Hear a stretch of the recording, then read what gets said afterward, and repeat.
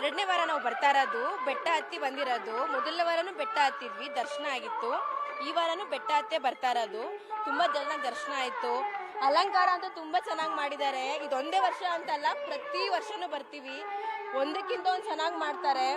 ನಾವಂತೂ ಅಮ್ಮನ್ ತುಂಬಾ ನಂಬಿ ಬಂದಿದ್ದೀವಿ. ತುಂಬಾ ಚೆನ್ನಾಗಿ ಅಲಂಕಾರ ಇತ್ತು, ದರ್ಶನನೂ ಆಯ್ತು. ಆರಾಮಾಗಿ ಬಂದು ಕೂತಿದ್ದೀವಿ.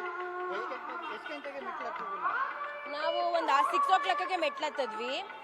ಒಂದು 7:30ಗೆಲ್ಲ ಬಂದು ರೀಚ್ ಆದ್ವಿ. ಸೊ ದರ್ಶನ ಆಯ್ತು.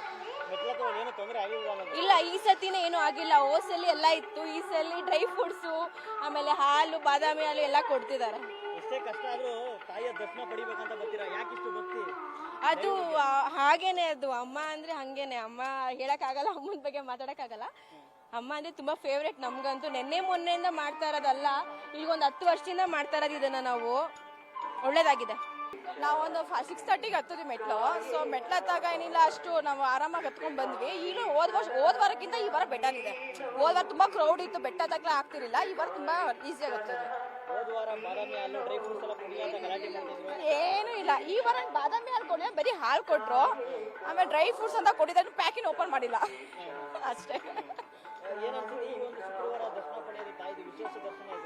ತುಂಬಾ ಚೆನ್ನಾಗಿದೆ. ಚಾಮುಂಡಮ್ಮ ಅಂದ್ರೆ ಮೈ ಒಂಥರ ಶವರ್ ಆಗುತ್ತೆ. ತುಂಬಾ ಚೆನ್ನಾಗಿದೆ. ಅಮ್ಮನ ಹೇಳಕ್ಕಾಗುತ್ತಾ, ಲಕ್ಷ್ಮಿ ಅಲಂಕಾರ ಮಾಡಿದ್ದಾರೆ. ಏನಿಲ್ಲ, ಹೋದ್ಸಲ ಲಕ್ಷ್ಮಿ ಅಲಂಕಾರನೆ, ಈ ಸಲ ಲಕ್ಷ್ಮಿ ಅಲಂಕಾರನೆ.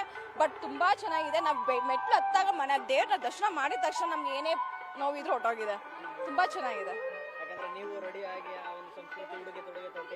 ನಮ್ಗೆ ಇಷ್ಟ ಅಮ್ಮನ ಹತ್ರ ಬರೋದೇ, ನಮ್ಗೆ ಟ್ರೆಡಿಷನಲ್ ಆಗಿ ಬರೋದೇ ತುಂಬಾ ಇಷ್ಟ. ಅಮ್ಮನ ಹತ್ರ ಬರೋದೇನೆ ತುಂಬಾ ಚೆನ್ನಾಗಿದೆ. ಲಾಸ್ಟ್ ವೀಕ್ ಇಂತ ಈ ವೀಕ್ ತುಂಬಾ ಚೆನ್ನಾಗಿ ಮಾಡಿದ್ದಾರೆ ವ್ಯವಸ್ಥೆ ಎಲ್ಲ.